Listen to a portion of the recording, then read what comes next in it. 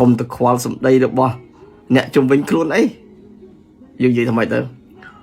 周りの言うこと気にしないで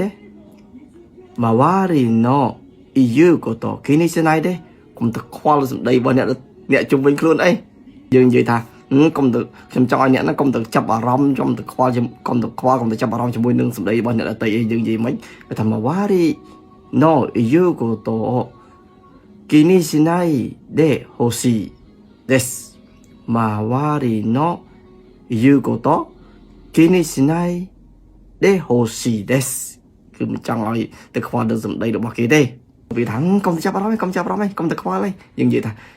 気にしないで気にしないでដល់ពេលវាពេញថា気にしないでくださいកុំទៅខ្វល់អីអាហ្នឹងគឺយើងគ្រាន់តែយើងចេះពាក្យថា気にしないでពាក្យហ្នឹងគឺយើងប្រើជាប្រចាំហើយពាក្យហ្នឹង気にしないでくださいね間違ってもいいからកុំខ្វល់អីខុសក៏បានដែរ